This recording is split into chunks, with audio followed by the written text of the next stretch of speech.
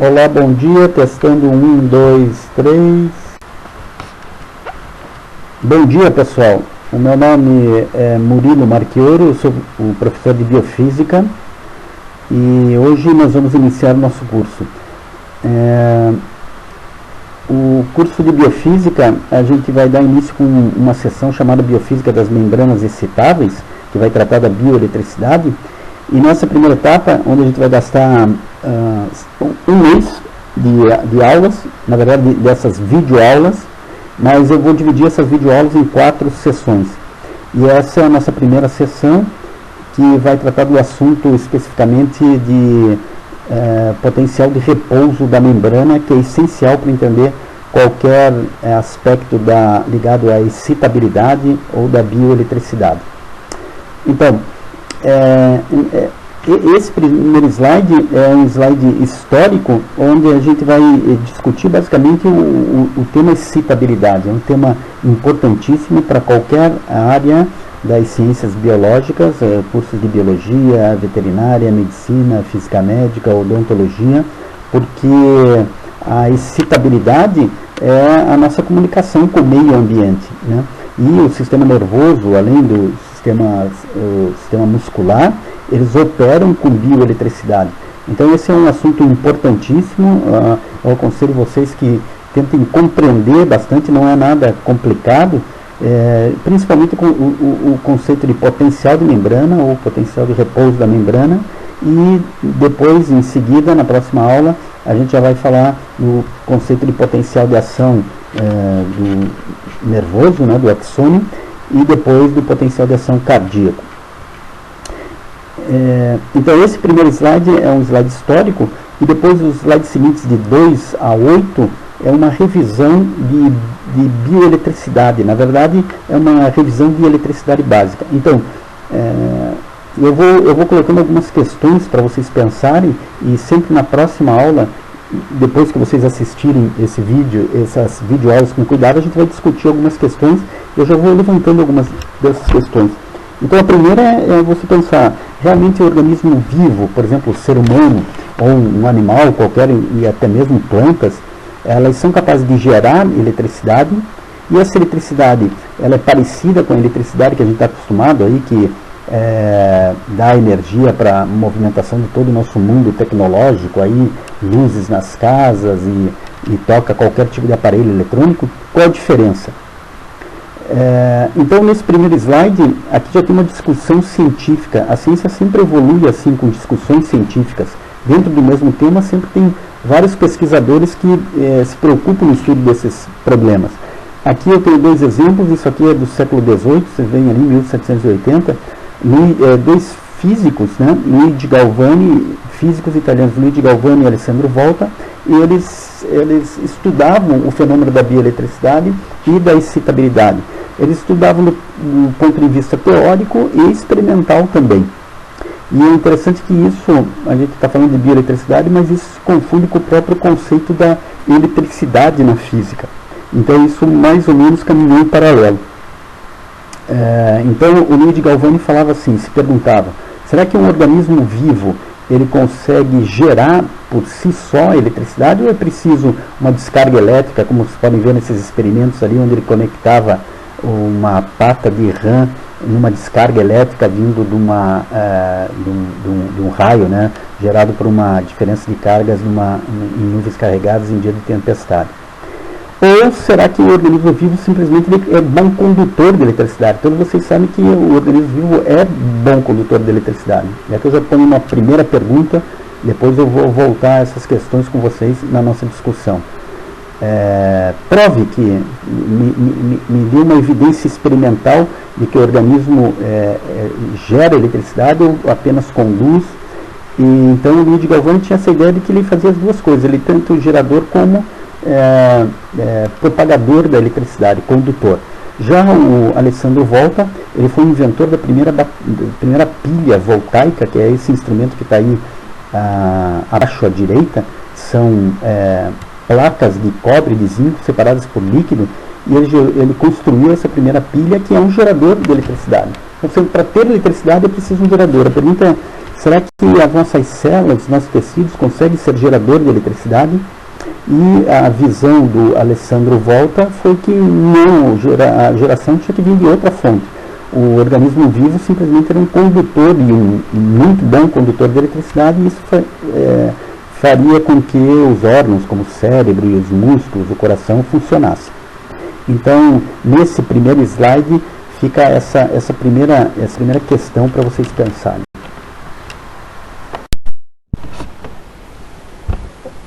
Então, pessoal, como eu falei para vocês, nesses slides de 2 a 8, a gente tem uma revisão de eletricidade básica. A maioria das coisas aqui vocês já ouviram falar, é só uma recordação. Mas são coisas importantes para a biofísica das membranas excitáveis. E que tem a ver com carga. Tudo na física depende do comportamento das cargas positivas e negativas. Nesse slide, a coisa mais importante aqui é esse princípio da neutralidade, quer dizer, toda a matéria é feita de partículas carregadas positivas e negativas. Normalmente essas partículas estão presentes na matéria em igual número. Quando você, com algum artifício, consegue separar as cargas, aí você gera o fenômeno elétrico, porque as cargas positivas normalmente tendem a anular as cargas negativas, então tudo tende à neutralidade.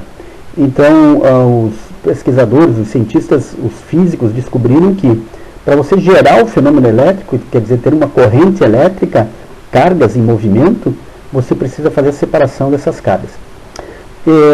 E aqui, outra coisa importante é o número de Avogadro. Então, se você pegar um mol de qualquer elemento, por exemplo, o hidrogênio, ele contém esse número que é muito grande, 602 vezes 10 a 23, vocês lembram desse número de Avogadro, de prótons e uma igual quantidade de elétrons. Então, sempre na natureza, para cada próton tem um elétron para anular ele, para cada próton positivo tem um elétron negativo para anular ele. E sabendo que a quantidade de carga em um elétron é esse número pequeno que está aí, 1,6 vezes 10 a menos 19 coulombs, se você multiplicar aquele número muito grande, o de Avogadro, por essa carga elementar, a gente vai chegar numa constante que sempre aparece em equações que tem a ver com carga, que é a constante de Faraday, e esse número vai dar, como vocês podem ver ali na parte de baixo, 10 a quinta coulombs, ou 100.000 coulombs, que é uma medida de quanto de carga tem em um mol de qualquer elemento. Então, se você tiver um cátion monovalente, como sódio ou potássio, vai ser esse número. Se você tem um cátion divalente, como cálcio ou magnésio, você multiplica esse número por 2F, e se você tem um cloreto, por exemplo, que tem uma carga negativa, você multiplica por menos 1. E nesse slide, ele vai falar da corrente elétrica. Então, o que é corrente? Corrente é carga em movimento. Qualquer carga que esteja em movimento, ela gera uma corrente elétrica que pode ser medida, pode ser quantificada. Então, tem uma convenção de Benjamin Franklin, que a corrente elétrica, a direção que a corrente elétrica flui é a direção das cargas positivas. Então, e aqui já vai aparecer uma equação muito importante, que vocês certamente lembram, que é a lei de Ohm. É a principal lei da eletricidade, e para nós aqui da biofísica também vai ser muito importante, porque é a lei de Ohm que relaciona parâmetros muito importantes, como a corrente elétrica, a diferença de potencial, ou potencial elétrico, e a resistência ou a condutância, que é o inverso da resistência. Então, ali no finalzinho desse texto ele diz: a magnitude da corrente elétrica é determinada por dois fatores: a diferença de potencial entre os dois eletrodos e a condutância da solução entre os eletrodos. Então, seria corrente elétrica, diferença de potencial vezes condutância. Se a gente for falar em termos de resistência, ficaria a lei de Ohm assim: a corrente elétrica é a diferença de potencial sobre a resistência, inversamente proporcional. Então, guardem essa lei de Ohm. Essa lei de Ohm é importantíssima para a biofísica das membranas excitáveis. Nesse slide a gente vai discutir a importância dessa lei de Ohm para a biofísica. Então, veja, condutância é uma medida da facilidade com que a corrente flui entre dois pontos. é o inverso da resistência. Então, essa condutância ela é medida em Siemens e é formalmente representada por MHO. Ohm, vocês lembram, é a unidade de resistência elétrica. Então, a gente pode escrever isso, como eu falei no slide anterior, a corrente I é igual a G, que é a condutância, vezes a diferença de potencial. Ou a gente pode, se você olhar abaixo essa equação, substituindo G por 1 sobre R, você pode ter a diferença de potencial em I, que é corrente, vezes a resistência. Então, é o recíproco da condutância, é a resistência, que, como vocês sabem, é medida em ohms. E a diferença de potencial, como vocês também sabem, é medida em volts. Na biofísica das membranas excitáveis, a gente vai usar mais unidades bem menores, milivolts, por exemplo, microamperes ou até nanoamperes, picoamperes, quando a gente falar de canais iônicos unitários, né, da corrente fluindo por um único canal iônico. Então, aqui no finalzinho, ele ressalta a importância da lei de Ohm para a biofísica das membranas excitáveis. Porque cada canal iônico, a gente vai discutir muitos canais iônicos aí, que são proteínas integrais de membrana que conectam o meio extracelular do meio intracelular de uma célula, de qualquer célula, por exemplo, mas a gente vai tratar especificamente de células excitáveis nesse primeiro capítulo. Ele é um condutor elementar que atravessa a membrana lipídica isolante. Então, a membrana lipídica, ela é isolante. Os lipídios de membrana, eles não deixam passar carga para dentro e para fora da célula. Então, tem que abrir um canal, tem que abrir uma porta, tem que abrir um canal de passagem, que a gente vai chamar de canais iônicos. É uma classe importantíssima de proteínas, que a gente vai discutir em bastante detalhe, e tem importância clínica, importância para entender mecanismos básicos do funcionamento do cérebro, do coração, etc. Importantíssimo. Os canais iônicos, provavelmente vocês já ouviram falar, quem já fez biologia celular ou outras disciplinas. Então essa aí é a importância da lei de Ohm para a biofísica das membranas excitáveis.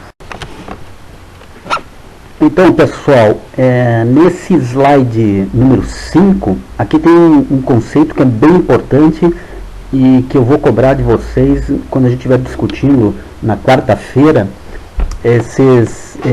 essa videoaula, que é o conceito do circuito equivalente da membrana.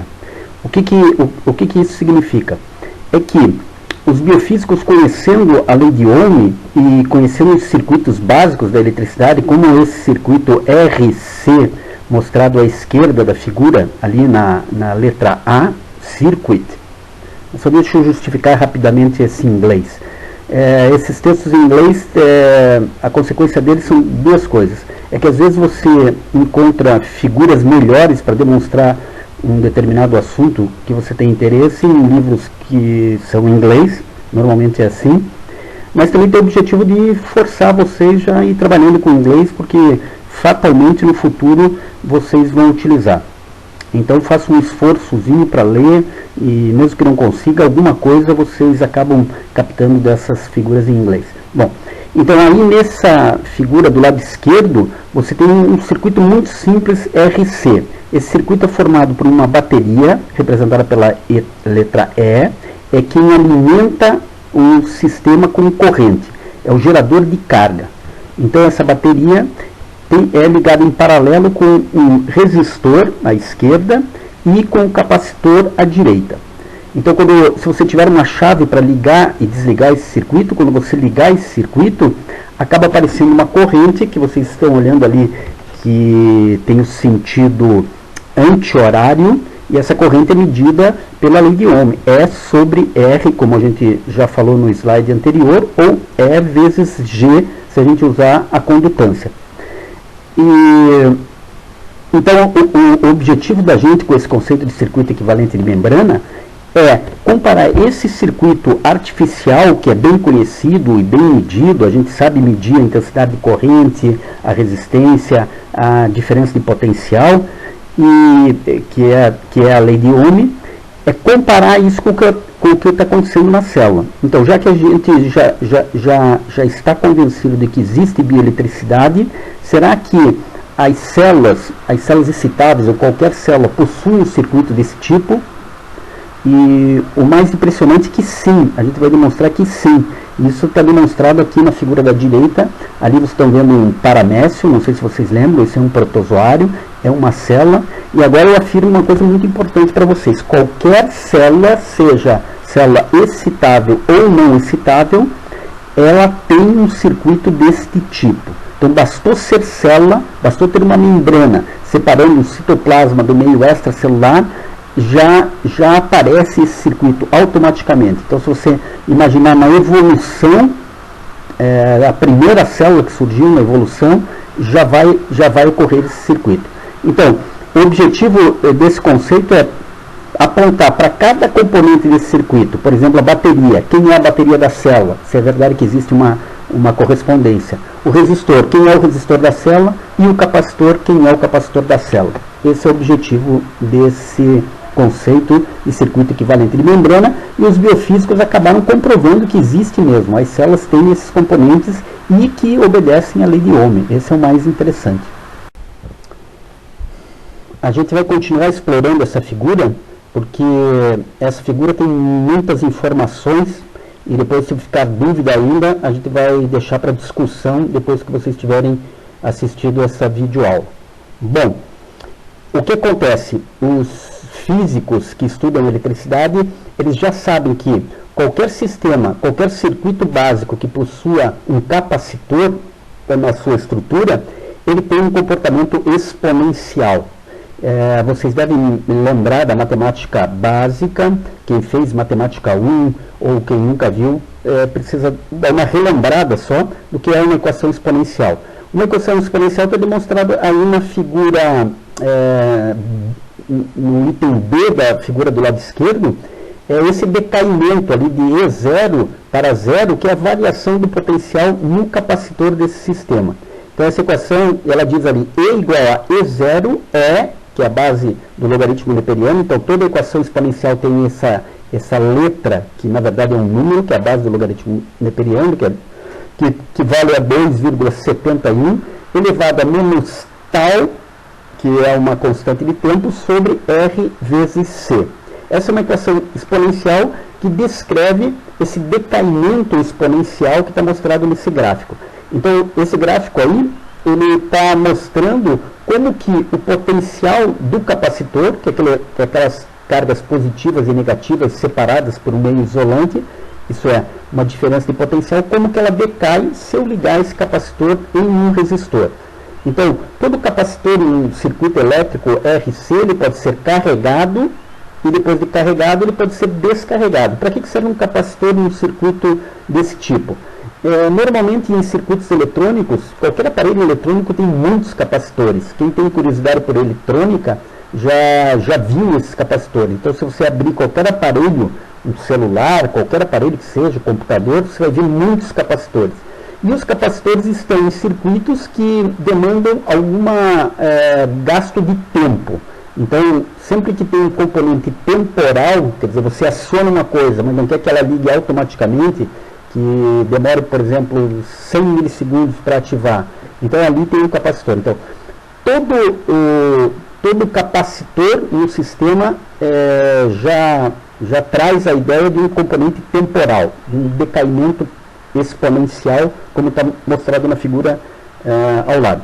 E por que eu estou falando isso? Porque, por acaso, a membrana das células possui também um capacitor. Nesse nosso conceito de circuito equivalente de membrana, a gente vai ver que a célula, além de possuir uma bateria, um resistor, ela possui um capacitor, que é justamente a membrana lipídica, a membrana bilipídica. A cauda dos lipídios de membrana, se vocês recordam da bioquímica, ela é um isolante elétrico muito forte. Então, a membrana por si só, sem proteína nenhuma ancorada na membrana, ela é um isolante elétrico. E o capacitor é um isolante elétrico. O comportamento dele é esse no circuito artificial, desses usados em aparelhos eletrônicos. E a prova disso está mostrada na figura à direita. Aqui nessa figura à direita, ele mostra duas coisas: o paramécio, que é a nossa célula viva, as células do nosso corpo, do sistema nervoso, do coração, vai funcionar exatamente da mesma maneira que esse paramécio, então todas as células têm esse comportamento. Você vê que tem um eletrodo aqui penetrando esse eletrodo da esquerda, onde está escrito IM, então eu posso aplicar uma corrente elétrica nesse paramécio e ver a resposta dele, que é a variação de potencial, mostrada à direita, que ele vai, como ele vai responder a esse estímulo. E se vocês olharem, bom, a linha direita outra vez é o circuito RC, o mesmo circuito mostrado do lado esquerdo.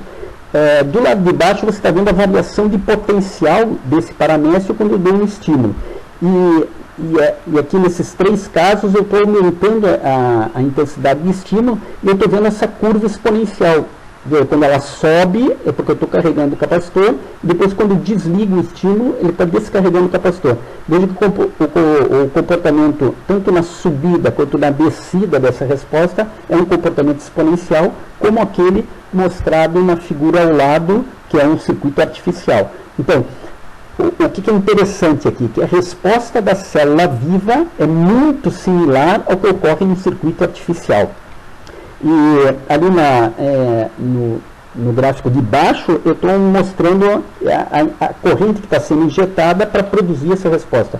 Então, embaixo eu tenho estímulo, que é a injeção da corrente, IM, e em cima eu tenho a resposta em relação a cada um desses estímulos. Então, o comportamento de uma célula viva a um estímulo elétrico, ele obedece uma subida e um decaimento exponencial, como ocorre no circuito RC artificial. Esse é o conceito de circuito equivalente de membrana, e isso tem que estar muito claro para vocês. Então é por isso que eu espero perguntas sobre esse tema quando a gente estiver discutindo o assunto. A gente vai voltar mais sobre isso, não se preocupe se não entenderem de imediato, mas pelo menos vocês assistam aqui e tentem anotar as dúvidas, principalmente as perguntas. Aliás, eu sugiro para vocês que em cada um desses slides vocês tirem pelo menos uma pergunta, para que a gente possa fazer uma discussão mais rica na quarta-feira. Nesse slide a gente vai discutir um pouco o que representa esse capacitor. Vai se aprofundar mais no conceito de capacitor e sobre a membrana como um capacitor, a membrana das células biológicas se comportando como capacitor. Aqui eu deixo uma pergunta capciosa para vocês.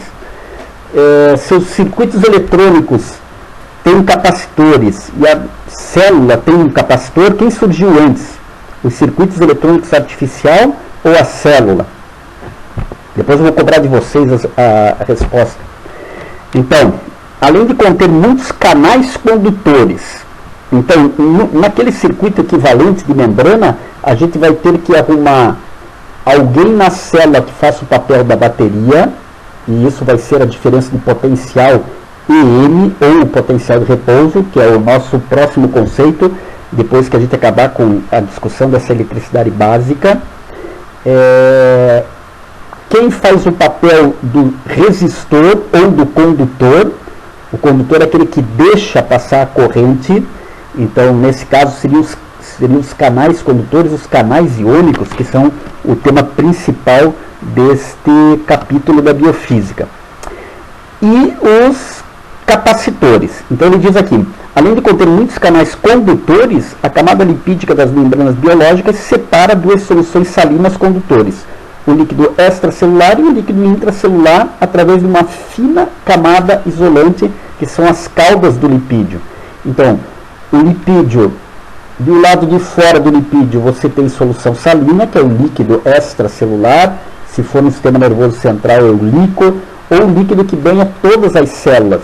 Então, vocês sabem, no nosso organismo, nenhuma célula é seca. Todas as células são banhadas pelo líquido extracelular por fora e por dentro das células o citoplasma, o líquido intracelular. E esses líquidos são soluções salinas. Basicamente água com sódio, cloreto, cálcio e outros íons. E esse arranjo de uma fenda, isso é, a membrana lipídica separando dois meios condutores, forma necessariamente um capacitor elétrico. Na verdade, essa é a definição que a física deu para um capacitor elétrico. O que é um capacitor? É um meio isolante separando dois meios condutores. Então, as cargas elétricas que estão de um lado e de outro, elas não podem passar.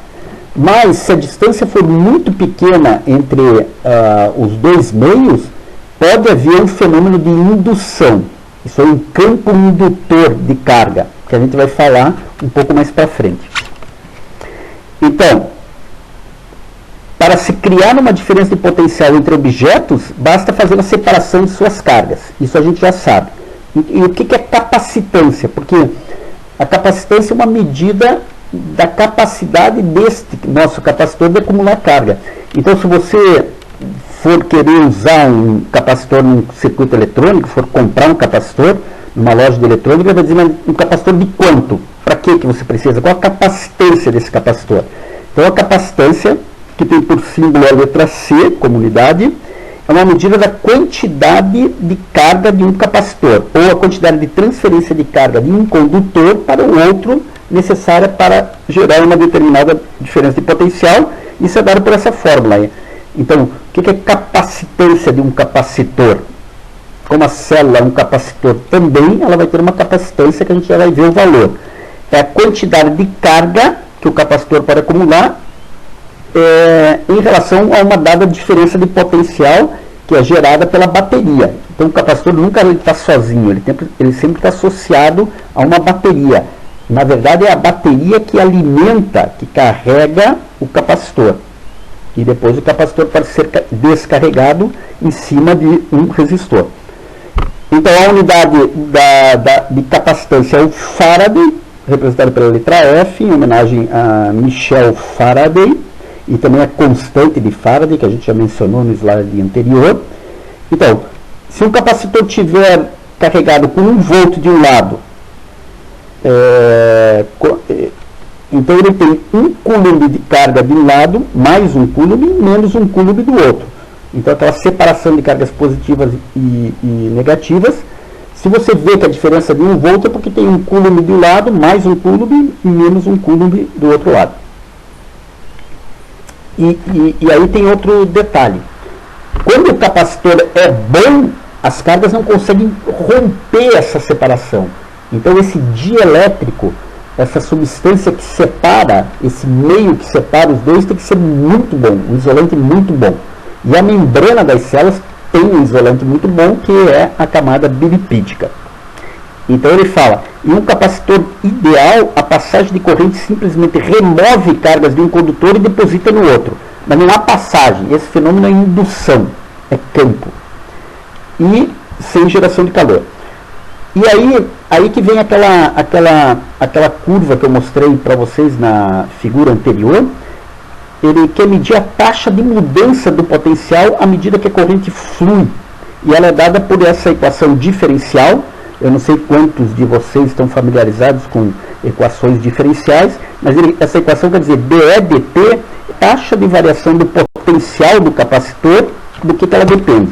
Basicamente, ela depende da corrente que circula pelo capacitor, aquela corrente que vocês viram no circuito anterior.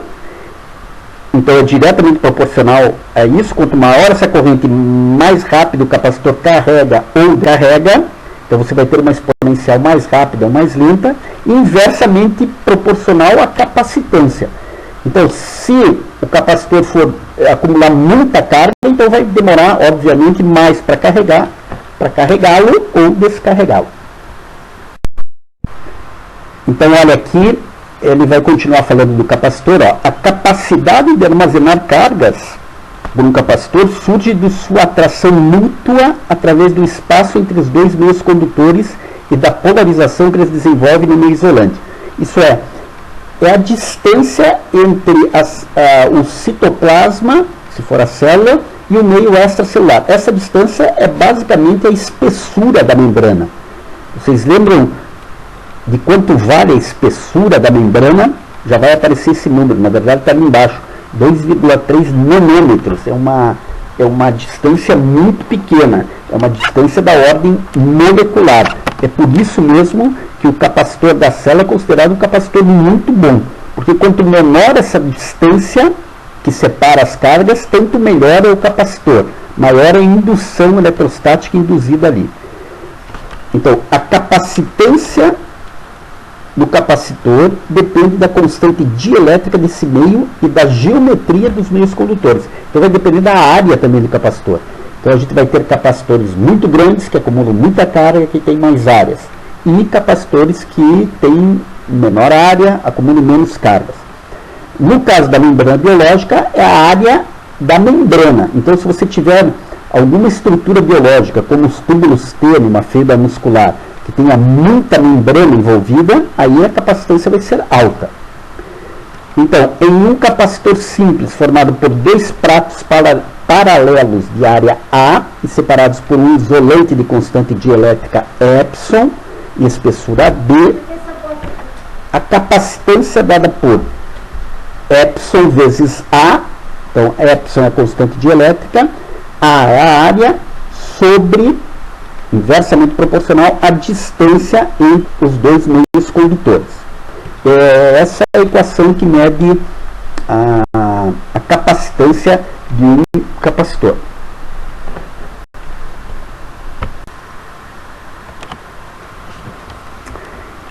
Então, vejam a conclusão disso. A membrana das células funciona como um capacitor com capacitância específica, isso é relativa à área, ao centímetro quadrado de área ou da membrana, de 1 microfarad por centímetro quadrado. Isso que os biofísicos acharam. Como a membrana das células, qualquer membrana em qualquer célula tem a mesma característica química, então essa é a capacitância de qualquer célula, seja excitável ou não excitável, seja uma membrana do retículo sarcoplasmático, por exemplo, ou a membrana plasmática propriamente dita, sempre é essa capacitância. Por quê? Porque as características da membrana nunca mudam, das membranas biológicas, pelo menos das coisas vivas encontradas nesse nosso planeta Terra. Então, 1 microfarad por área, e isso é considerado uma capacitância alta. De acordo com a equação acima, assumindo uma constante dielétrica de 2,1 para cadeias de carbono e hidrogênio, que é a cauda dos lipídios de membrana, e é uma espessura da membrana de apenas 2,3 nanômetros. Então, com esses valores aí, a gente tem essa capacitância de 1 microfarad por centímetro quadrado. E como ela é considerada alta, essa alta capacitância é uma consequência direta das suas dimensões moleculares. Então, tudo que é biológico, né, no nível celular, molecular, é muito pequeno, né? Então, assim, no capacitor, como a gente enfatizou ali, né, principalmente a distância entre um meio e outro condutor, então essa distância é muito pequena, é a distância da espessura da membrana. E essa, importante do ponto de vista fisiológico, essa alta capacitância, ela limita a quantidade de íons ou carga que pode se mover e também a sua velocidade para gerar um determinado sinal elétrico.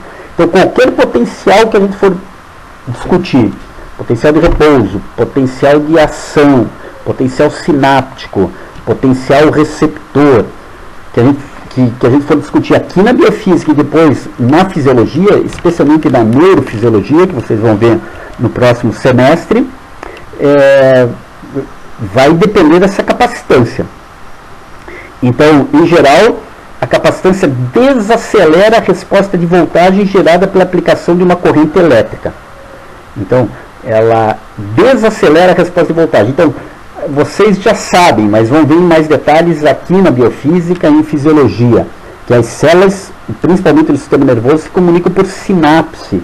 E a junção neuromuscular, que é a junção do sistema nervoso com o músculo esquelético, por exemplo, ela também depende dessa comunicação elétrica. E a capacitância tem uma influência nisso, porque ela tem essa capacidade de desacelerar a resposta de voltagem. Então, você dá um estímulo, esse estímulo ele é um pouco retardado, você perde um tempo até chegar até a célula responder àquele estímulo. E a taxa de desaceleração é dada pela constante tal, que depende do produto RC da capacitância e de qualquer resistência paralela efetiva. Isso é o que apareceu naquela equação lá do slide 5. Mas vamos explorar um pouquinho mais aqui. Então esse é o último slide dessa eletricidade básica. E para entender esse texto aqui, vocês recorram lá ao slide número 5, onde eu já mostrei aqueles gráficos do circuito equivalente de membrana. Então suponha que um capacitor é carregado a 1 volt de tensão, ou diferença de potencial, e logo a seguir o mesmo descarrega essa carga acumulada através de um resistor, como mostrado naquela figura, que ele chama aí de figura 1. Então da lei de Ohm, I é E sobre R, a qual descarrega o capacitor a uma taxa dE dt, que é a corrente sobre a capacitância. A gente já viu essa equação. Se você substituir esse I e C por E sobre R, você fica com dE dt, que é uma equação diferencial, igual a menos E sobre RC. Essa é uma equação diferencial. E a solução dessa equação diferencial possui um decaimento exponencial. A solução de uma equação diferencial, para quem já fez a matemática 1, você tem essa solução aplicando o cálculo integral. E aí a solução dessa equação é essa aqui, ó, E, que é o potencial em qualquer tempo, potencial no capacitor, E0, que é o potencial inicial, no nosso caso 1 volt, E elevado a menos T sobre RT, que é igual a E0 exponencial de menos T sobre tal. A gente está chamando tal aí do produto R vezes C.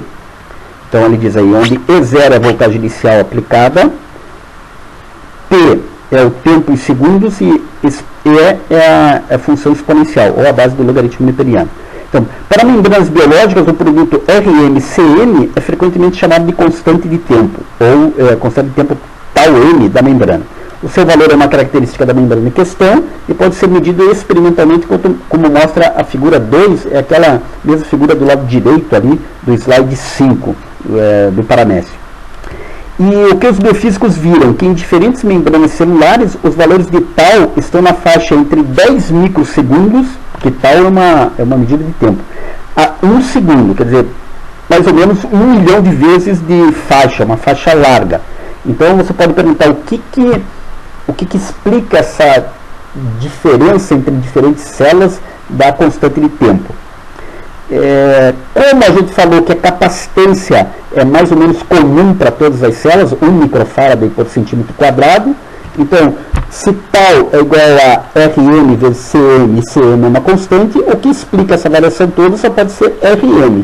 Então os biofísicos encontraram para células de diferentes tipos de células valores de resistência entre 10 e 10 a sexta ohms vezes centímetro quadrado. Basicamente a mesma faixa de 1 milhão de vezes. Então o que explica essa variação é a resistência da membrana. E pelo circuito equivalente de membrana, a resistência da membrana significa a resistência ou a condutância, os canais iônicos que estão abertos no repouso nessas células. Então, essa ampla faixa de valores indica que o número de canais iônicos abertos no repouso difere muito de célula para célula.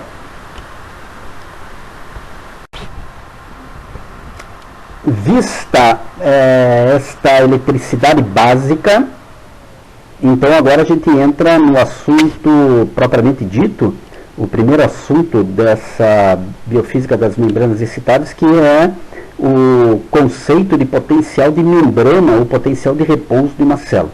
Isso aqui é importantíssimo você ter claro, não é nada complicado, é muito simples e ainda tem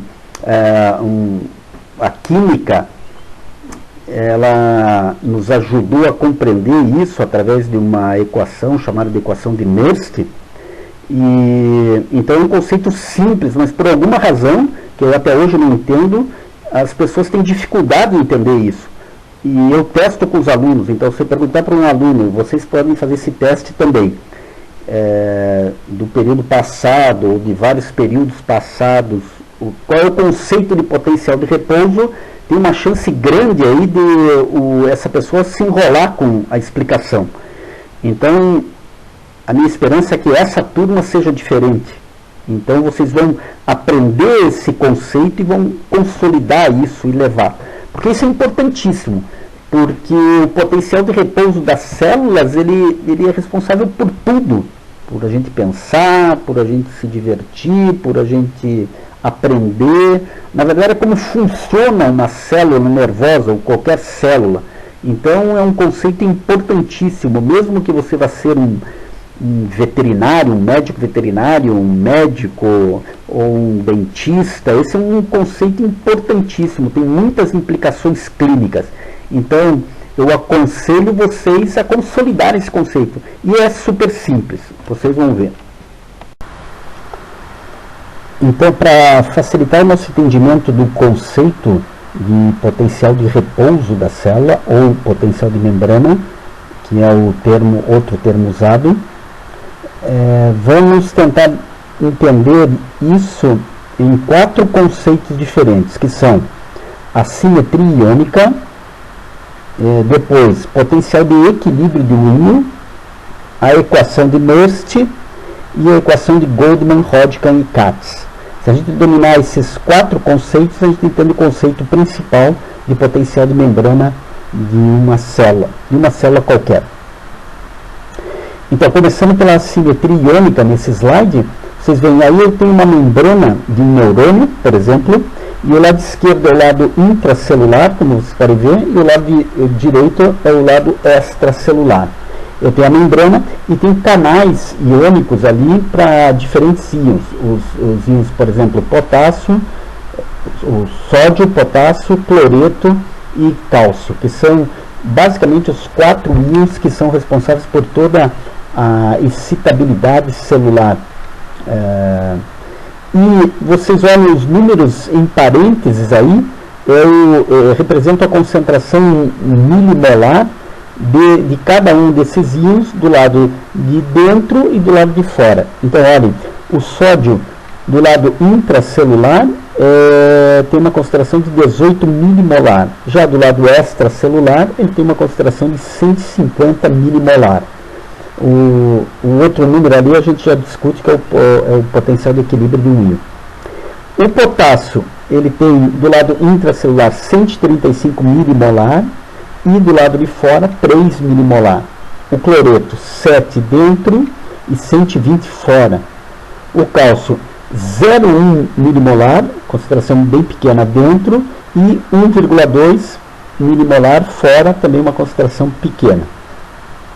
Vejam então, em resumo, se a gente for falar em termos genéricos, o sódio ele é baixo dentro, uma concentração baixa, iônica dentro, alta fora. Potássio, ao contrário, uma concentração alta dentro e baixo fora. O cloreto, uma concentração baixa dentro e alto fora também, como o sódio. E o cálcio, uma concentração muito baixa dentro e baixa fora. Isso significa assimetria iônica. Então, é uma distribuição diferencial de íons do lado de dentro e do lado de fora da membrana do neurônio. E essa distribuição desigual é um fator importantíssimo para a geração do potencial de repouso, que a gente está interessado em entender o conceito. Então, esse é o primeiro conceito importante para a gente ter uma ideia do que é o potencial de membrana. Assimetria iônica. A próxima pergunta, então, é como é gerada essa assimetria iônica? Que mecanismos fazem gerar essa assimetria iônica? Porque uma coisa que eu vou adiantar para vocês, essa assimetria iônica ela deve estar sempre ajustada.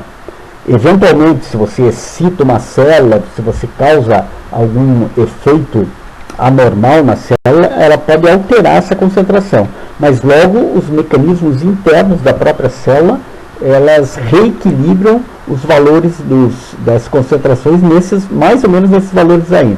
Esses valores, esses números, eles são particulares para cada tipo de célula, mas a proporção da quantidade dentro e fora desses 4 íons sempre não é exatamente igual, mas é muito próxima essa proporção nos diferentes tipos de célula. Então, a resposta para essa última pergunta que fez, qual é o mecanismo que gera, ou que mantém essa simetria iônica?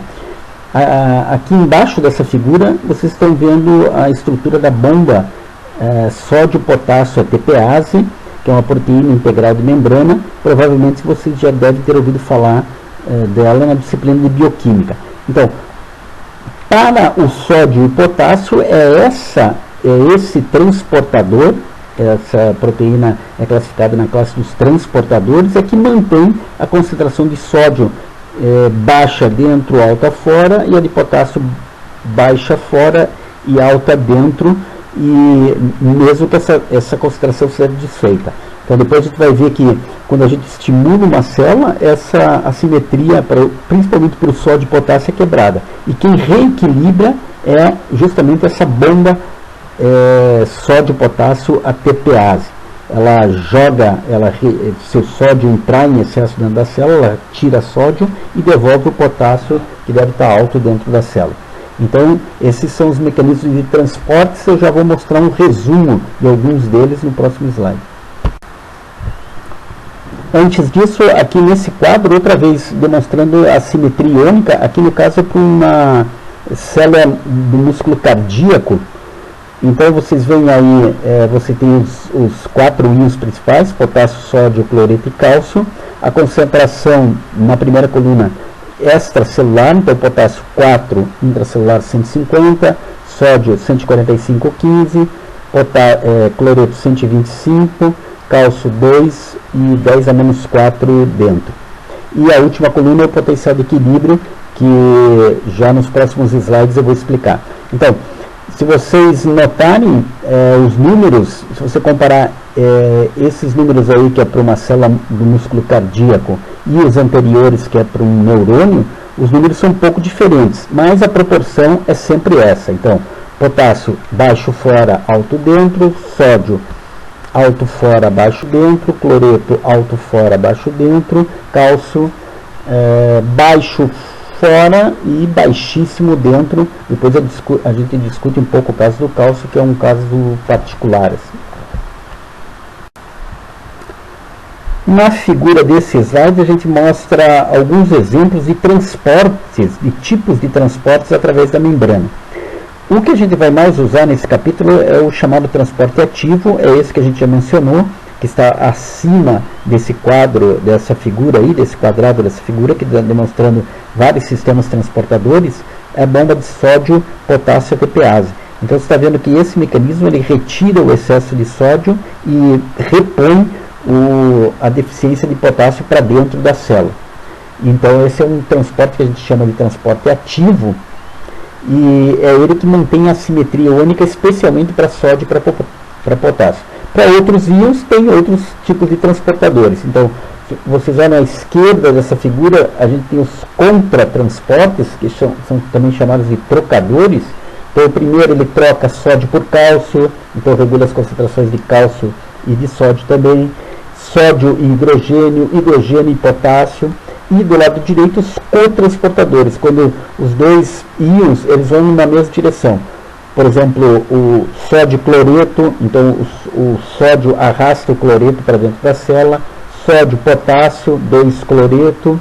Os açúcares, aqui é interessante porque o papel da insulina é importante nesse tipo de transportador, então o sódio leva, por exemplo, a glicose para dentro da célula. É um transportador de açúcar, e a insulina aumenta muito esse transporte, aumenta a eficiência desse transporte. Então, a pessoa que tem diabetes, ela tem um problema, ela tem baixa insulina, e portanto esse transporte aí está prejudicado, e essa pessoa acaba não colocando todo o açúcar devido para dentro da célula e aumentando a taxa de glicose no sangue. E tem também o cotransporte para fora de potássio e cloreto. Então esses são alguns dos tipos de transporte. E ali embaixo é o fluxo passivo. Esse fluxo passivo significa o fluxo de íons através de canais iônicos. Esse a gente vai falar bastante, é também um aspecto bastante importante desse capítulo de biofísica. Então, em resumo, quem causa a simetria iônica, aquela diferença de números que a gente viu nos slides anteriores, são esses tipos de transportadores. Existem mais, então depois aí em fisiologia, na parte de fisiologia renal, vocês vão falar bastante desses transportes aí. Então toda função orgânica estão envolvidos alguns desses transportadores, e aos poucos vocês vão ter a oportunidade de ver no curso. A figura desse slide é um experimento que o livro do professor Eduardo Garcia, de Biofísica, que a gente usa como livro-texto, usa para explicar, para provar o funcionamento da bomba de sódio e potássio, que depende da energia do ATP, porque é um transporte que ocorre com gasto de energia, porque ele vai contra um gradiente de concentração. Então, nesse experimento, ele testa duas drogas, o dinitrofenol e o cianeto, que são drogas que interferem com a formação de ATP. Vocês lembram da bioquímica que o ATP é formado naquela cadeia respiratória que ocorre nas mitocôndrias? E existem várias drogas que interferem com esse processo. Então, se você usa dinitrofenol numa preparação, essa preparação celular ela acaba diminuindo muitos níveis de ATP. Como a bomba de sódio e potássio depende da energia do ATP, então essa bomba acaba não funcionando. Então o que ele faz nesse experimento? Ele pega num axônio, aqui no caso o axônio gigante de um molusco chamado Sepias officialis, ele pega esse axônio isolado e estimulando essa célula, ele consegue colocar muito sódio dentro dela. E esse sódio é marcado radioativamente, é um sódio 24, que essa marcação radioativa é para facilitar a leitura do sódio que vai sair da célula pelo transporte ativo através da bomba de sódio e potássio.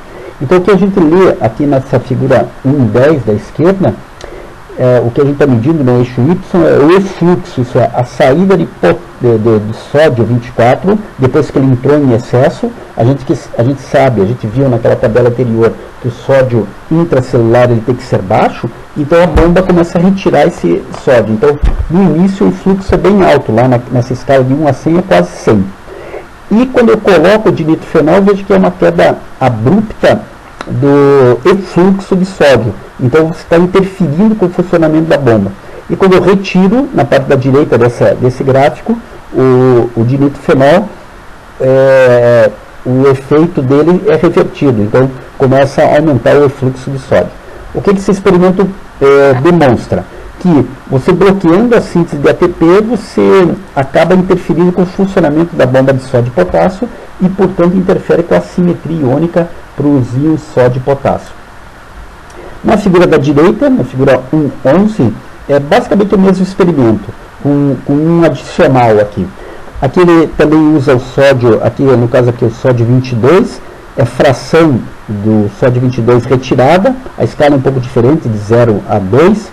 Então, no início, antes da aplicação do cianeto, você tem uma fração retirada alta.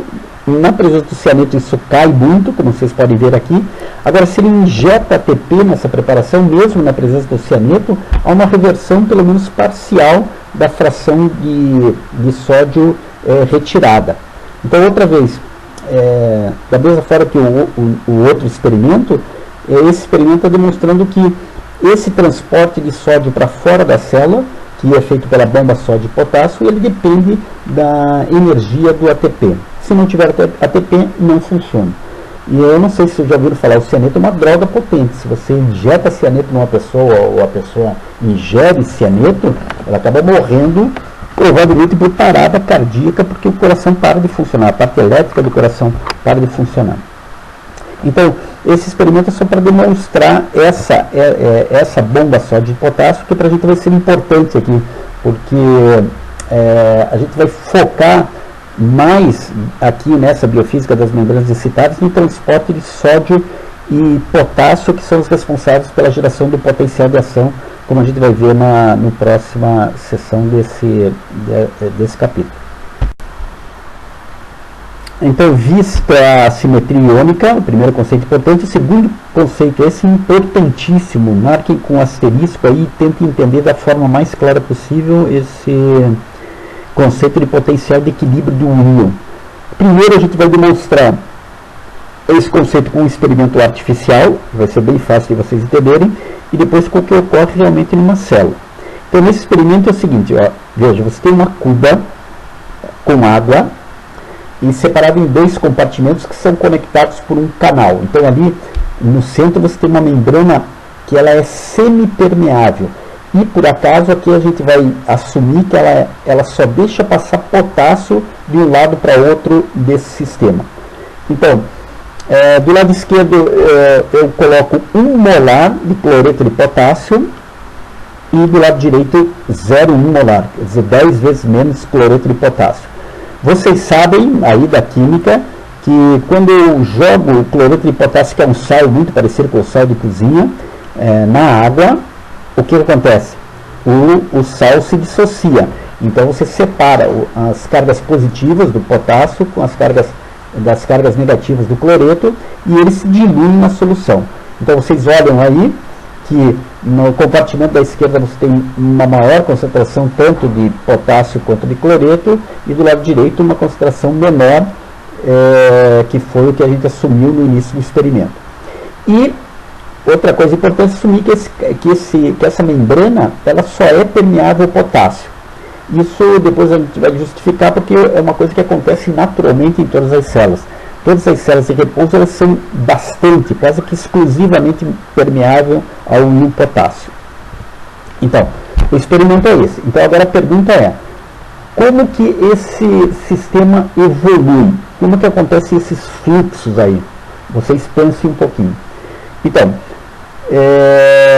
vão ocorrer duas forças importantes aí, um fluxo difusional e outro fluxo elétrico. Como que acontece? Então, se eu tenho uma concentração maior de potássio, de cloreto de potássio do lado esquerdo e uma menor do lado direito, então, por difusão, que é uma força física que puxa partículas do lado onde ela está mais concentrada para o lado onde ela está menos concentrada, eu teria um fluxo difusional da esquerda para a direita de potássio, né? O cloreto, como vocês olham mais abaixo, ele quer passar, existe essa força difusional, mas não existe canal para o cloreto passar. Então o cloreto não passa por esse canal de potássio, que é um canal exclusivo para potássio, então só passa potássio. Então você tem essa força azul puxando o potássio da esquerda para a direita. Aí a minha pergunta é, até quando isso ocorre? Uma resposta intuitiva e que estaria errada seria de que esse sistema entraria em equilíbrio quando as concentrações de potássio se tornarem iguais dos dois lados.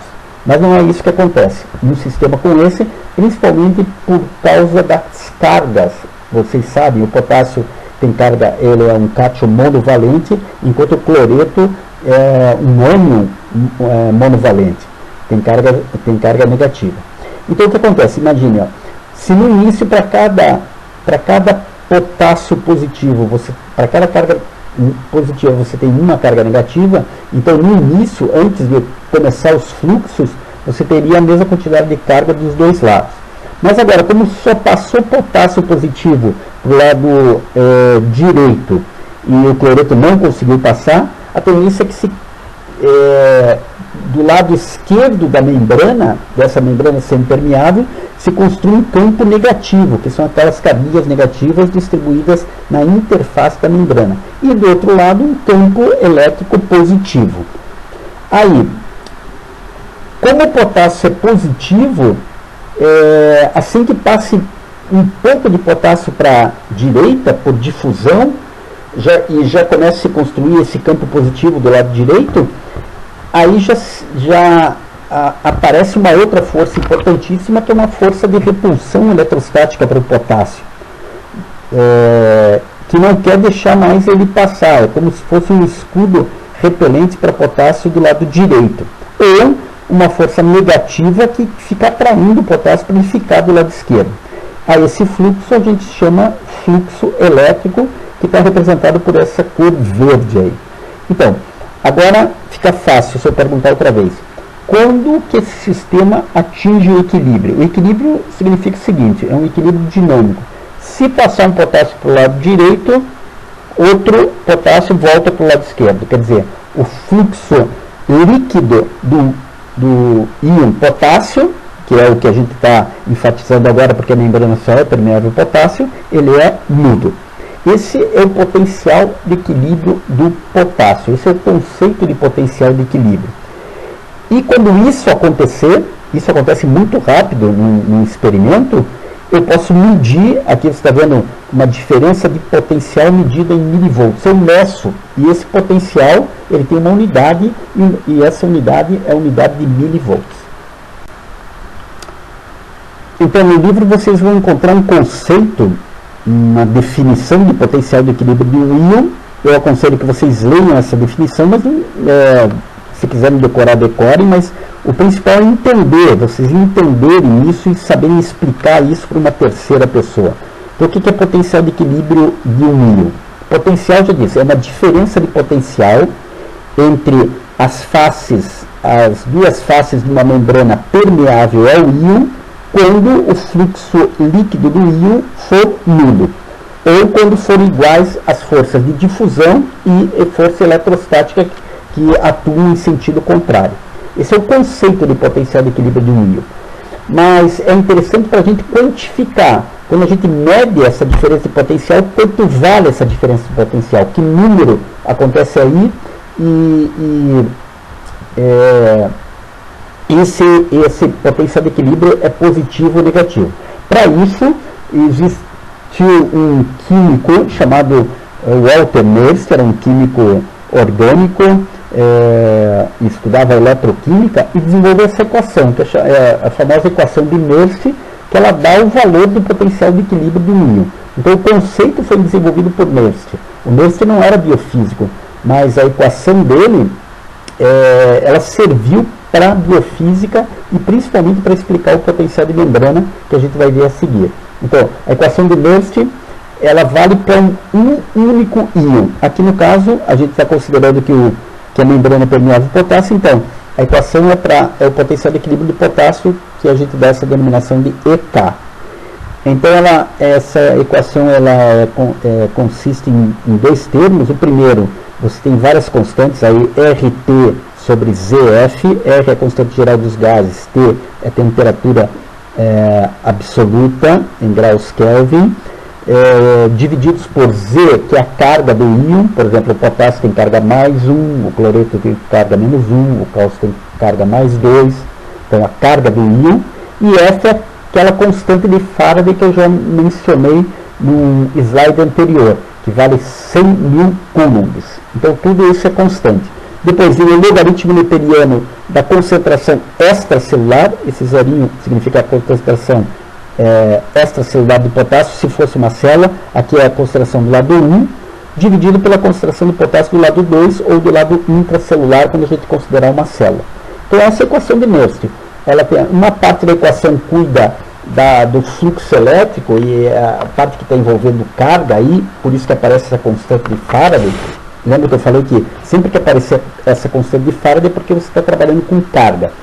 E o outro termo, então, a concentração do lado externo e interno, é a parte que cuida do fluxo difusional. Então é uma equação simples, e a gente vai ver alguns números quando a gente utiliza essa equação de Nernst, sabendo as concentrações dos dois lados da membrana de cada um dos íons. Se vocês entenderam o experimento artificial, fica fácil entender o que acontece em uma célula, porque a situação é muito parecida. Então aqui eu tenho uma membrana que é permeável outra vez ao potássio. Isso é um dado que é verdadeiro. Então os biofísicos e outros pesquisadores viram que todas as células, seja excitável ou não excitável, elas têm uma permeabilidade muito alta ao potássio quando elas estão em repouso. Isso é importante. Em repouso, todas as células têm muitos canais de potássio abertos. Não é 100% potássio, pode ter alguns poucos canais de sódio, cloreto, mas essencialmente a quantidade de canais abertos no repouso, canais de potássio, é muito maior que os outros 3 íons principais que geram a excitabilidade das células. Então, por isso que nessa figura a gente pôs um canal de potássio, como a gente pôs no experimento anterior, artificial. Então, nessa situação, a gente sabe que daquela tabela de simetria iônica que o potássio tem uma concentração alta dentro da célula, cerca de 150 milimolar, e uma concentração pequena fora da célula. Então, se tiver muitos canais de potássio abertos no repouso, o que vai acontecer? Você vai ter um fluxo difusional que vai de dentro para fora, jogar potássio para fora da célula, mas como tem cargas negativas, e aqui tem um detalhe, além do cloreto dentro da célula, de uma célula real, você tem muitas outras moléculas que contribuem para essa carga negativa. Por exemplo, aminoácidos carregados negativamente, grupamentos, fosfatos, outros tipos de grupamentos que não passam por esses canais, mas que dão uma polaridade negativa ao interior da célula. Então, quando sair potássio, além disso, quando sair potássio do lado de dentro para o lado de fora, você vai ficar com esse campo negativo dentro da célula. Isso aqui já vai justificar uma coisa que a gente vai ver que é muito comum. Todas as células têm um potencial intracelular que é negativo em relação ao exterior. E a razão é essa, porque essas cargas, essas moléculas que possuem cargas negativas, elas não conseguem passar do lado de dentro para fora da célula. Então, é outra vez uma distribuição assimétrica, aí, no caso, uma distribuição assimétrica de cargas. Então, acontece assim. Então, vai chegar um momento muito rápido em que o potássio vai querer sair, mas se construir um campo negativo dentro da célula e um campo positivo pela sua saída fora da célula. Então, uma segunda força vai surgir, aquele fluxo elétrico que a gente mostrou na figura anterior, que vai impedir que o potássio saia. E o sistema entra em equilíbrio. É um equilíbrio eletroquímico, ele não é só um equilíbrio difusional, de concentração, ele também é um equilíbrio de carga. Então a gente usa esse termo potencial eletroquímico, ou no caso aí potencial de Nernst, porque é de um único íon, que é o potássio. Então, e se a gente quiser saber qual é o valor, agora a gente vai pegar os valores do potássio intracelular e do potássio extracelular, vai tirar o logaritmo, multiplicar por essas constantes e a gente vai ter o potencial de equilíbrio do potássio numa célula real, como a gente já vai ver, ou na verdade que a gente já viu na outra tabela, eu vou voltar a mencionar ela.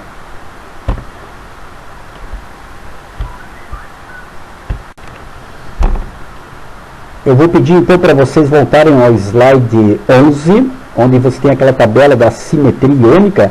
Na coluna 2 e 3 você tem os valores das concentrações no meio extra e intracelular, e na última coluna você tem o potencial de equilíbrio de cada íon. Então, para vocês aplicarem essa equação de Nernst para cada um dos íons, sódio, potássio, cloreto e cálcio, e verificar se os valores batem ali. Aí vocês vão ter os valores do potencial de equilíbrio de cada um dos íons. Então, cada um dos íons possui um potencial de equilíbrio. É isso que a equação de Nernst dá. A gente vai ver que o potencial de membrana da célula é um conceito mais geral, que vai ser um balanço dos potenciais de equilíbrio dos íons cuja a membrana é permeável. Isso a gente vai explicar melhor nos próximos slides. Então, a equação de Nernst, que a gente acabou de mencionar, ela é o fator principal para prever o valor do potencial de membrana ou potencial de repouso de uma célula. Agora, os biofísicos não ficam satisfeitos só com a teoria. Eles querem medir experimentalmente esse potencial de membrana ou potencial de repouso e depois compararem com a teoria e se perguntar, será que a equação de Nernst é uma equação adequada, é uma teoria adequada para o que a gente viu na prática? Então, nesse slide, eu quero mostrar um esquema muito simples de como medir, como os biofísicos fazem para medir o potencial de membrana ou potencial de repouso de uma célula. Aí, no caso, é uma fibra muscular, por exemplo, que ela tem um potencial de membrana, ali vocês podem ver escrito de menos 90 milivolts. Esse é um valor adequado para uma célula muscular. Depois a gente vai ver os neurônios têm um valor um pouco mais positivo do que isso. Então, esse aparelho em cima é um voltímetro que vai medir a diferença de potencial. Diferença de potencial do quê? Do meio intracelular, que é onde esse eletrodo da direita aí preenchido com KCl está penetrando na célula, potencial intracelular, em relação ao potencial extracelular. A gente já viu nessa discussão da figura anterior que as células possuem um potencial negativo dentro, todas as células. Isso é uma lei geral para as células no repouso, tendo esse campo elétrico negativo dentro, e do lado de fora um campo elétrico positivo. Então, quando os biofísicos penetram um eletrodo com uma ponta muito fina dentro da célula, e esse eletrodo está conectado a um aparelho, no polo positivo do aparelho, e o polo negativo é deixado no banho, o líquido que banha a célula, portanto no meio extracelular, registra-se, nesse caso aí, um potencial de menos 90 mV. Esse potencial não é fixo para todas as células. Cada classe de célula, cada tecido tem o seu potencial específico.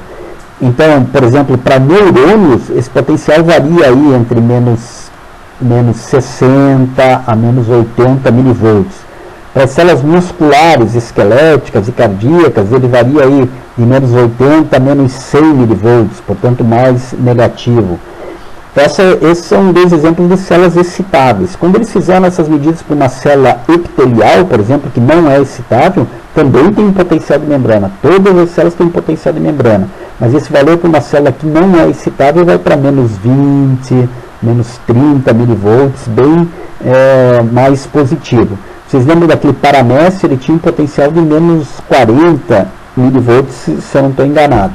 Então, cada célula que formam determinados tecidos tem o seu potencial de membrana característico, e que vai ser explicado principalmente pela equação de Nernst, que a gente já vai ver em seguida. Então, e isso é importante, porque essa é uma medida importantíssima para a célula, porque mede a saúde da célula. Então, se você souber da teoria que uma célula tem menos 90 mV, se você for medir experimentalmente e encontrar menos 50, tem alguma coisa errada com essa célula, ela não está muito bem de saúde, ou ela está num processo de morte, alguma coisa está ocorrendo. Então tá aí, esse é o modo experimental de medir o potencial de membrana. E essa equação abaixo é a parte teórica desse registro experimental. Então ela diz que o potencial de membrana é uma diferença entre o potencial intracelular menos o extracelular, com o intracelular negativo. Normalmente o extracelular, a gente põe um aterramento e força o potencial extracelular ser zero. Então aí vale essa equação teórica aí abaixo. Então vejam, com a equação de Nernst na cabeça, que mede o potencial de equilíbrio dos íons, os 4 íons importantes para a estabilidade das células, são os valores que estão aí à direita dessa tabela, e o experimento do slide anterior, da medida experimental do potencial de membrana, no caso naquela célula muscular, menos 90 mV, os biofísicos planejaram o seguinte experimento.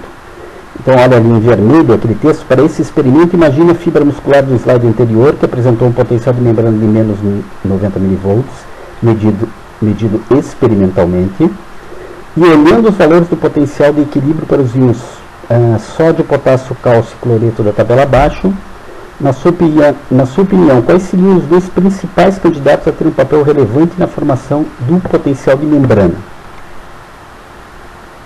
Então, olhando a tabela e comparando com o valor de menos 90 mV, que é o valor experimental e supostamente o valor verdadeiro, o real, o que a célula está percebendo ela mesma, veja que o potássio tem um potencial de equilíbrio de menos 94 mV e o cloreto um potencial de equilíbrio de menos 83 mV. Portanto, os dois têm potenciais próximos ao potencial medido. Então, esses seriam bons candidatos. Já o sódio, com mais 60 mV, está bastante longe do menos 90, o outro lado da escala, e o cálcio mais ainda, mais 129 mV. Então, o que os biofísicos fizeram? Planejaram um experimento alterando a concentração extracelular, primeiro do cloreto e depois do potássio, e verificar se essa alteração alterava de maneira significativa e duradoura o potencial de membrana. É isso que está sendo mostrado primeiro para a variação do cloreto na figura 1.16, aí à direita, e embaixo você vê o gráfico da variação do potencial de membrana. Então, aqui nesse experimento ele vai manter o potencial, a concentração extracelular de potássio em 2,5 milimolar, não é 25, ali é 2,5 milimolar, vai manter constante, não vai mexer, e vai baixar a concentração de cloreto de 120 milimolar para 30 milimolar, isso é uma diminuição de 4 vezes, e ver o que acontece com o potencial de membrana. Vejam, antes de qualquer manipulação, o potencial de repouso no eixo Y ali é de menos 90 milivolts. Quando ele altera isso, rapidamente o potencial vai para um valor positivo, isso é, a célula despolariza, mas essa despolarização não se sustenta e ele volta, depois de 10 minutos, mais ou menos, para o valor normal dele de menos 90 milivolts. Até que ele volta à concentração normal de cloreto, 120 milimolar, a célula hiperpolariza rapidamente, mas depois também volta ao valor inicial. Desse experimento a gente pode concluir que uma alteração da concentração extracelular do cloreto não promove uma alteração sustentada e duradoura do potencial de membrana. Um resultado diferente vai ser observado quando ele mexe com o potássio, como a gente vai ver no slide a seguir. Usando agora o mesmo raciocínio, mas fixando o cloreto em 120 molar, que é o valor normal, ele alterou a concentração de potássio de 2,5 milimolar para 10 milimolar. Quer dizer, um aumento também de 4 vezes, e viu o que aconteceu com o potencial de membrana. Então, veja lá, o potencial de membrana ali começa em menos milivolts, menos 90 milivolts antes de qualquer manipulação.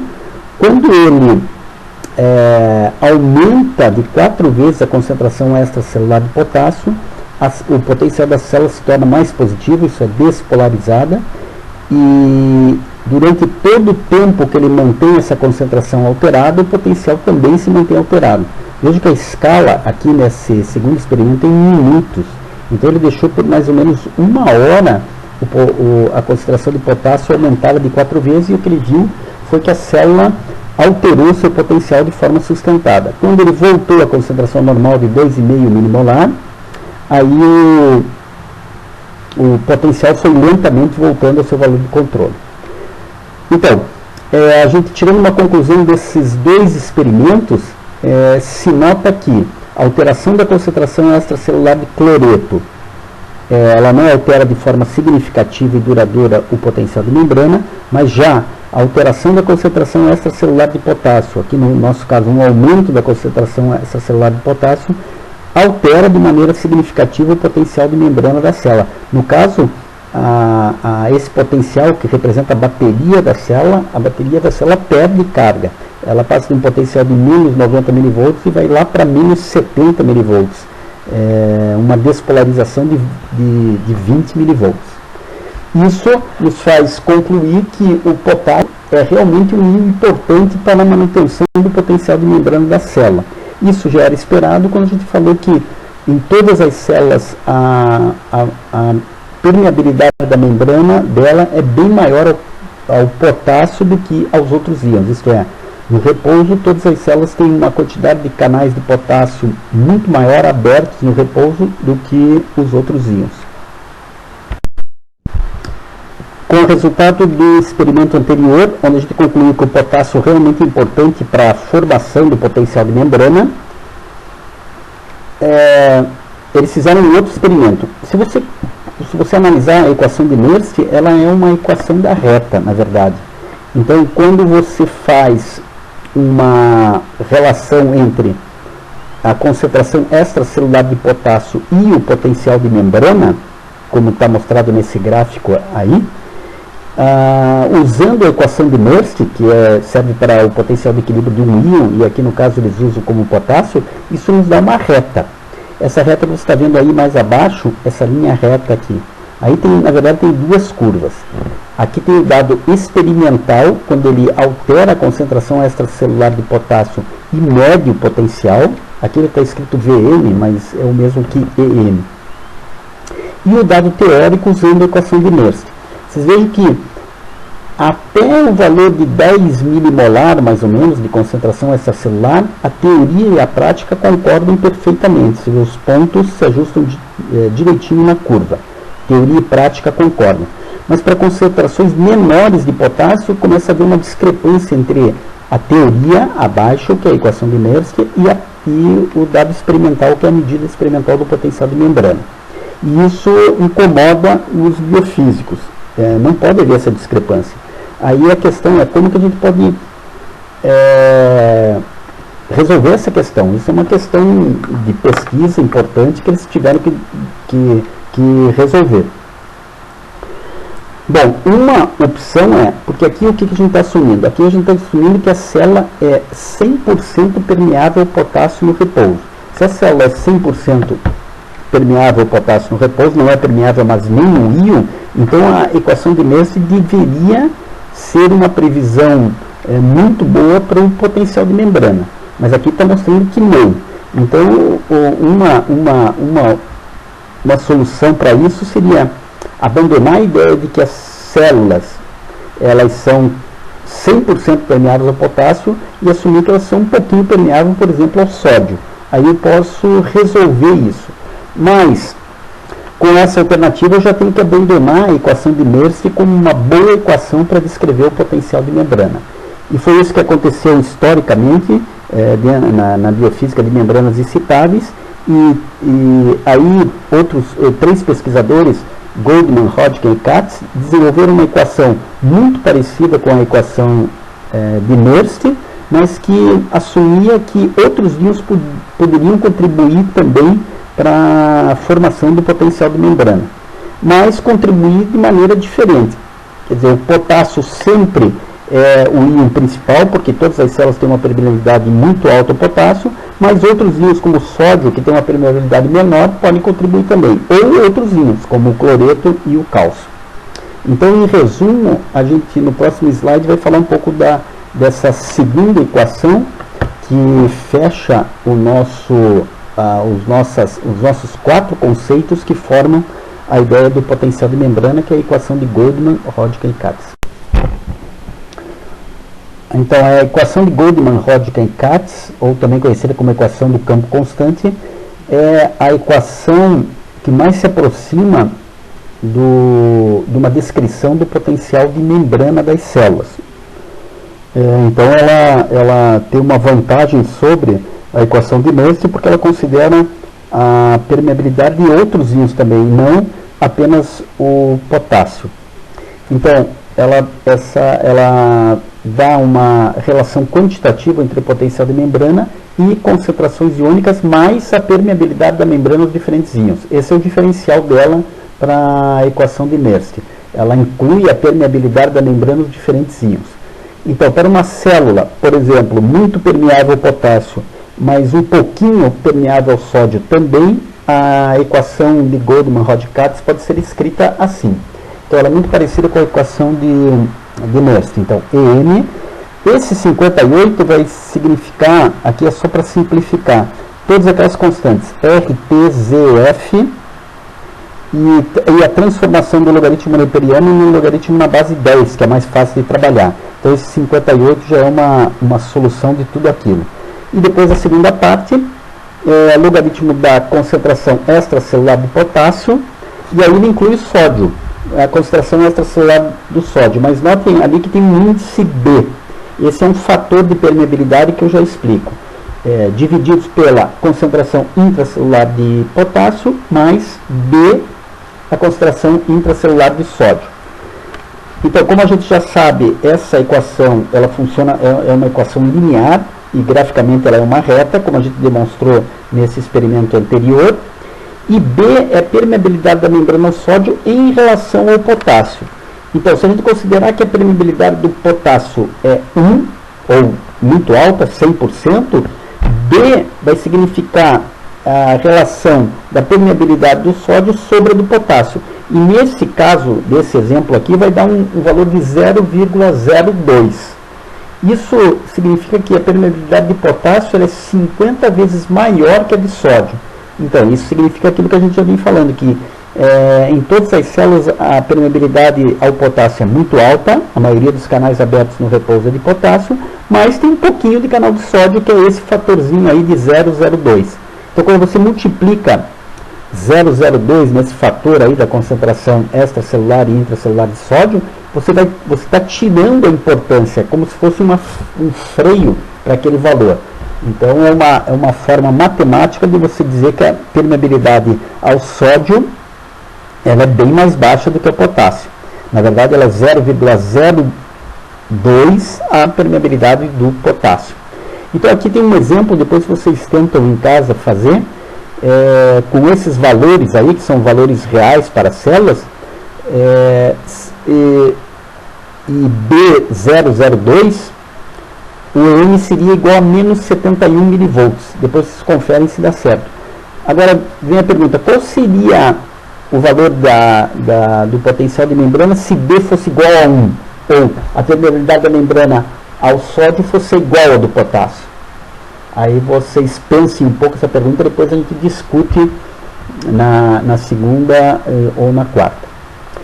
Então tá aí, agora quase que finalizando essa parte aí, a gente conclui que a gente tem uma equação que descreve com precisão o potencial de membrana de qualquer célula.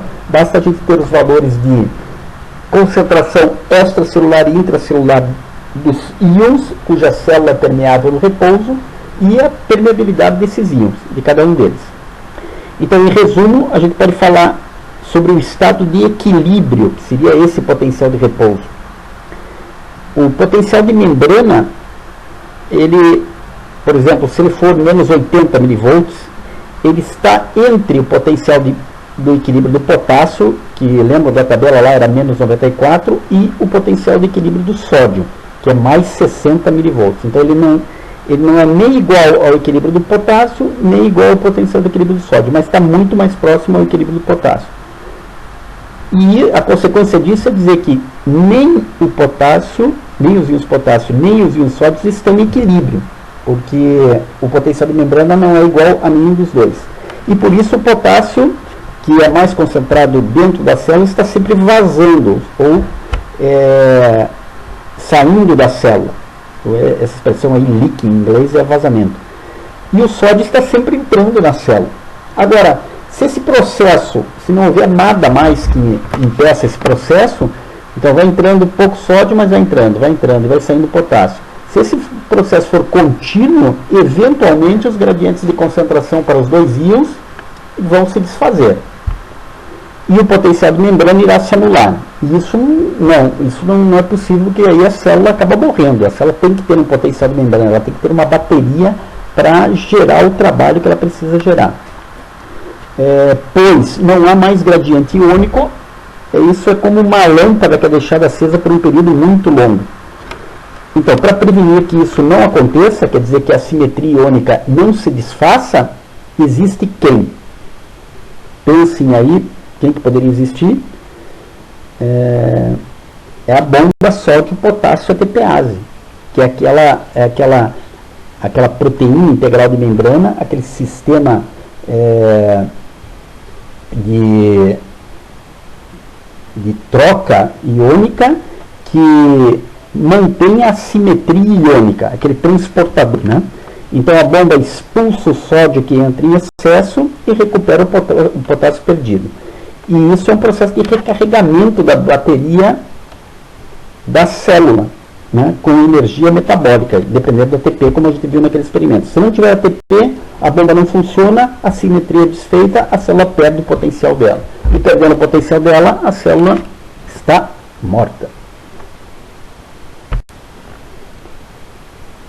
Então a gente vai estar interessado em falar das correntes iônicas que atravessam a membrana. A gente quer medir essas correntes, essa entrada de sódio e essa saída de potássio. Então o equilíbrio do potencial de membrana é alcançado quando o influxo ou a entrada de sódio é exatamente contrabalançado pelo fluxo de potássio, ou no equilíbrio. Então daí a gente pode escrever que I sódio, a corrente de sódio, mais a corrente de potássio é igual a zero. Então quando isso acontecer, o potencial de membrana não muda, ele é constante. Por isso que a equação de Goldman-Hodgkin-Katz também é chamada de equação do campo constante. Se essa equação não for verdadeira, o potencial não pode manter-se constante. Aí vem a pergunta, então, mas que fatores afetam as correntes de membrana, essa corrente de sódio e essa de potássio? Um é a diferença de potencial, que nesse caso aí seria a distância entre o potencial de membrana e o potencial de equilíbrio do íon, que é esse EM menos o potencial de equilíbrio, e essa é a força eletromotriz que mantém o fluxo de corrente, ou a entrada de sódio, ou a saída de potássio, ou a entrada de cálcio, ou a entrada de cloreto. E, além disso, a permeabilidade da membrana para os diferentes íons, sódio, potássio, cloreto e cálcio. Então, são desses dois fatores, basicamente isso aí é a lei de Ohm. São os dois fatores que afetam a intensidade de corrente para qualquer íon. Como a gente vem falando entre permeabilidade de membrana, a membrana é muito permeável ao potássio, um pouco permeável ao sódio, e também de condutância, lembra? A condutância era o inverso da resistência. Existe uma diferença, às vezes isso a gente pode confundir esses dois conceitos, existe uma diferença entre eles dois. Então, olha, aqui, outra vez em inglês, veja, em A, ele está falando assim, numa situação em que você tem alta permeabilidade da membrana, por exemplo, os íons potássio, o que significa essa alta permeabilidade? Significa que essa membrana tem muitos canais iônicos, muitos poros que passam potássio, são os canais iônicos de potássio. Então, uma alta permeabilidade ao potássio. Mas se ela tiver pouco potássio para permear, no caso para sair da célula, a condutância vai ser baixa, porque a condutância depende, a corrente de membrana depende dessa condutância. Então aqui, nesse caso A, eu tenho uma alta permeabilidade, mas uma baixa condutância. Já no caso B, eu continuo com essa alta permeabilidade. Essa alta permeabilidade é uma causa genética, assim. Então uma célula, quando ela aparece, ela já tem a característica de ter muitos canais de potássio abertos no repouso. Isso é da genética da célula. Isso varia de célula para célula, mas é uma característica que não muda. Então, em B eu tenho uma alta permeabilidade, e se eu tiver muitos íons, eu também tenho uma alta condutância. Então, A, alta permeabilidade, baixa condutância, pouca corrente. B, alta permeabilidade, alta condutância. Muita corrente aí no caso de potássio, mas isso vale para qualquer íon.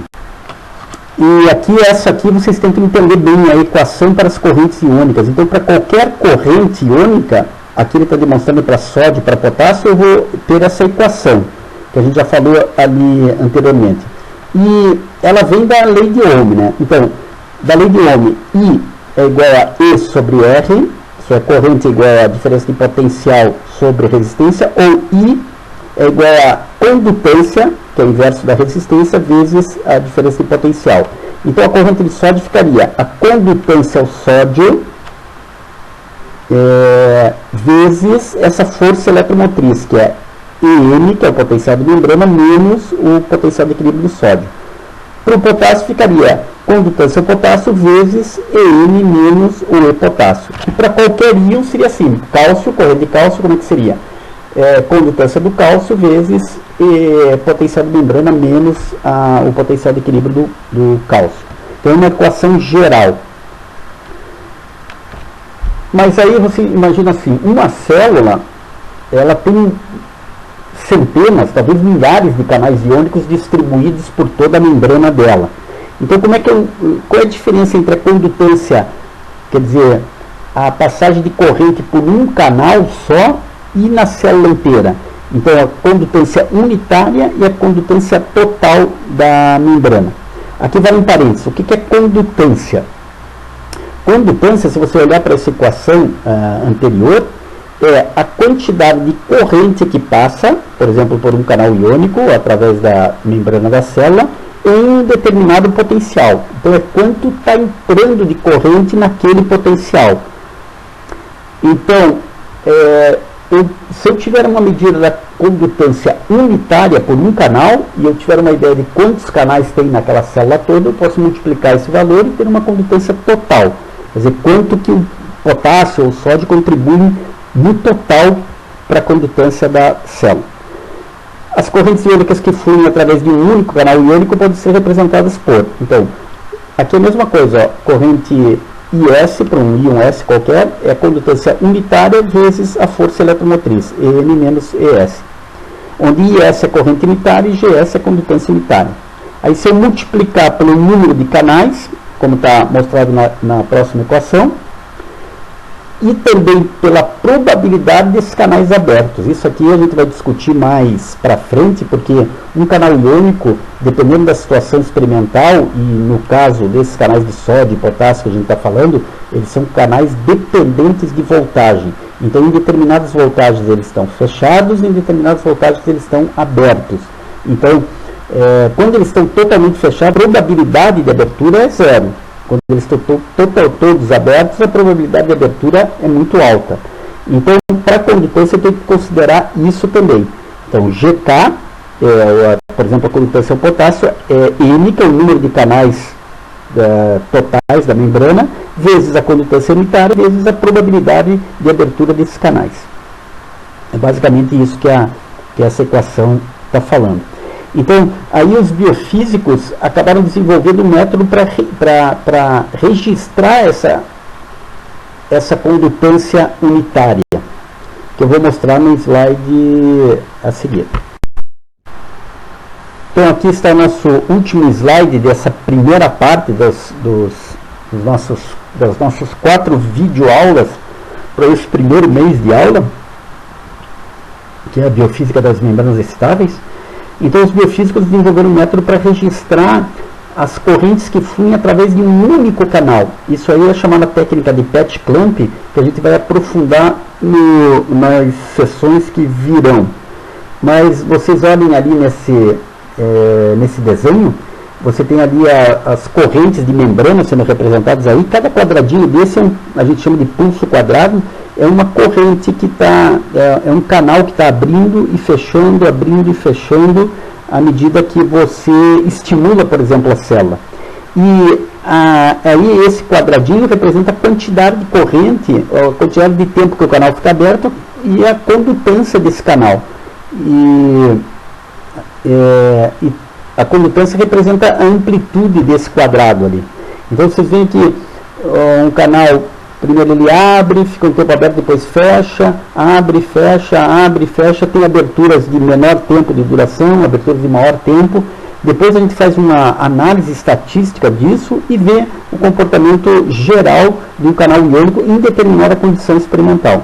Se for um canal iônico que depende de voltagem para abrir e fechar, a gente tem que fazer essa análise em diferentes potenciais, aí depois construir uma curva, que a gente chama de curva corrente-voltagem, mas isso vai ficar mais claro nas aulas que virão. Então, até aqui, eu peço para vocês então darem uma olhada carinhosa nessa videoaula, focando naqueles aspectos principais que eu falei para vocês: a simetria iônica, o potencial de membrana, a equação de Nernst, a equação de Goldman, Hodgkin e Katz. E para a gente nessa primeira semana discutir e depois passar para o potencial de ação do axônio e do coração. Mas é preciso, para a gente entender o potencial de ação, é muito importante que esse conceito de potencial de membrana esteja consolidado. Valeu, obrigado.